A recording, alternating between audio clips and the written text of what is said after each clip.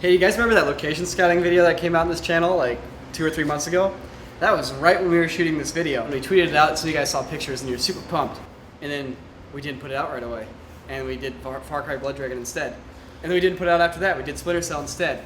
And you guys were like, what the heck? Where's the Zelda video? Yeah. And it's like, hey, guess what? Now it's on the internet.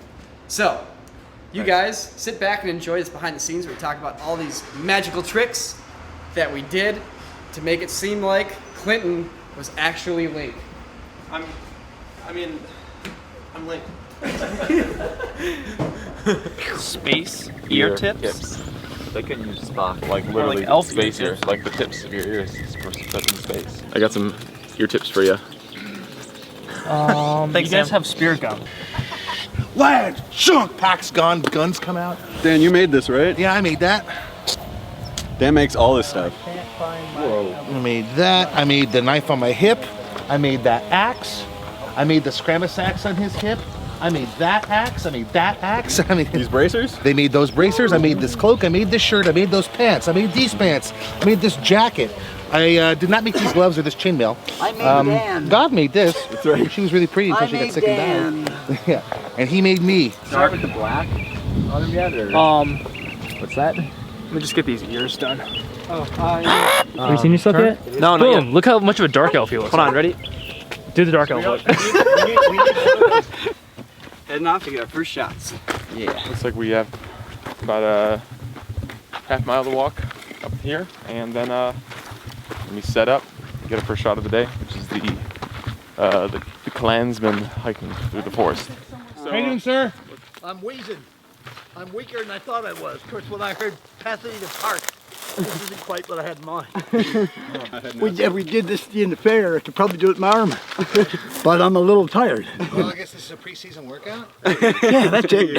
At any rate, I'm going to need a break. Yep, that's fine. And get some air and drink some of my whiskey.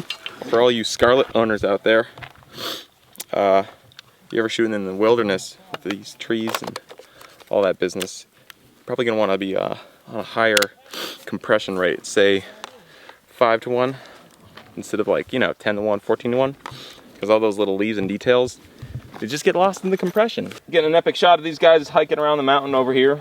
Got some light, got some trees. Nico, can you hear me? All the world betrays thee, one sword at least I write, shall guard and one faithful harp to praise thee. You used to do anything else, Sam? Cool. Are we done with the shot? Cool. Load them up. Yeah, we can head back to the shade. So, like any good piece, we have a bunch of matte paintings in this video. But they're not just any matte paintings, they're matte paintings in a forest. And what makes that difficult is when you're trying to isolate trees and put stuff behind it, it gets really hard really fast. You're dealing with very, very high detail objects and you can't go there and cut out every single leaf and try and make it look right.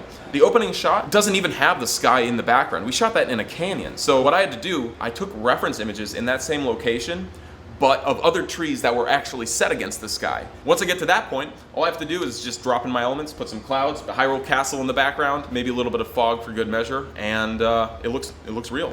I think all the best angles are kind of from this side, seeing the path curving in the back. It's all backlit and nice. But just see how it looks. Grab the viewfinder and see how it looks when you frame up that tree. Well, the lighting doesn't look good over here, so that's all I'm thinking. I'm not thinking composition. That's true too. That's kind of slick, ain't it? A little bit. Boom. Oh, that's not good. What's wrong? What? I just dropped a big ass piece of Jewelry? jewelry. Oh, it came out of your amulet. Yeah, the stone fell up. I'll get it. Hang on. Do you see it? Yeah, I got it. Glue failed. And then he goes to uncover the shield. Then we cut to a direct insert over the top. Shield reveal. No. All in one shot. I think we should cut to an insert of the shield because it makes it a point. Oh, okay. Yeah, I guess that's true. So as you guys may or may not know, we've actually been pretty into archery for this past year. And for this video, we actually shot a lot of the arrows practically. When you have shots of the arrow flying across the screen or somebody just shooting a bow, we're usually doing it for real. But there's a couple cases where it's too dangerous to actually shoot a bow and arrow, mainly because we're actually shooting it at another person. So for half the shots where arrows were fake, we actually just used a picture of an arrow taken on set with the same exact lighting condition in the same exact spot, cut it out, and then animated it. That's how we did the arrows hitting the path or the arrow pinning Dark Link's cloak. or it's just simply an arrow picture with the anchor point at the end of the arrow animated to come in and then wobble. Pretty simple, pretty straightforward, but looks pretty realistic. Throw in a little bit of action essentials on the tip of the arrow for some dirt flying up, and you're good to go. I don't know. I'm gonna straight kill these fools, snapping necks and cashing checks. It's gonna be great. I can't wait. So we're gonna be putting these contacts in Clint's eyes. Clint doesn't wear contacts, and his eyes are very finicky, so it's gonna be rough. All right, just do not stop. Stop. Keep looking over there. Keep looking. Wait. Stop moving your eyeball. See, the thing is, you can't move your eyeball. Ready? Boom. Okay. Blink, blink, blink. So in this piece, not only do we need arrows to hit the ground and go flying all over the place, we also needed them to shatter. There's a shot where arrows hit Darkling's shield and shatter, and there's a shot where Darkling cuts the arrow out of the air and it breaks. And for those, we actually needed a 3D model of the arrow. So we had one from Assassin's Creed that we took into 3ds Max, and we used ray fire to fracture it, and then run the physics simulation of it hitting something and breaking all over the place. Physics simulations act just like the real world in that they're unpredictable and they kind of just do stuff, and the movement looks real, but you're not necessarily getting that style, that personality in your animations that you want. So after running a physics simulation, I would then go in and tweak some pieces and cause them to spin or move in a way that made the shot a little more exciting. Action. Get back! Oh shit! You did it. That was good. All right. Willing to go. That defines the assignment. With the shell break a bone, you protect your trade. God stifle my grief and bless my plan, while signaling the left and right wings of the slope.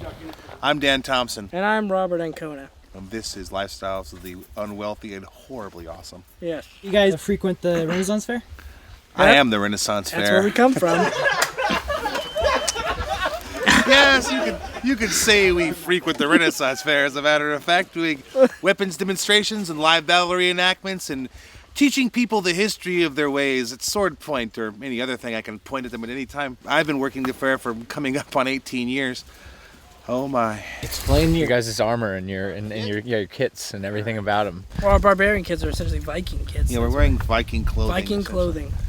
These were made by me in my tiny little garage shop with love and pain and blood, mostly mine. These are all hand forged, they're all hand fabricated, and they are all battle ready and completely capable of delivering the kinds of action that you could expect from a real weapon, because they are. There you go, look at that, they're like brothers. Finding my arms, services, and other things that are more about me at a place called Epoch Arms.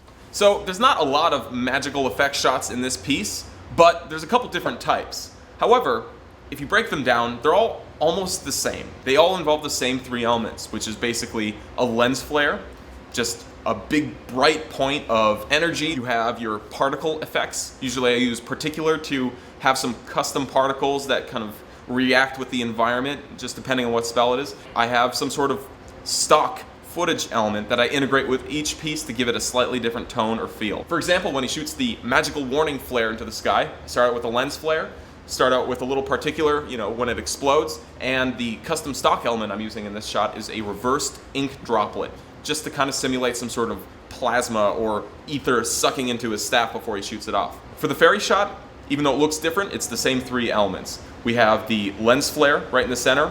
We have a little bit of particular kind of drifting off it, sparkling in the air, making a trail. And then a little pair of butterfly wings I have animated to flap back and forth. Basically, combine all those and you get the same cool result using these same three elements. What's up, guys? It's Dark Link here. I'm with Link right now.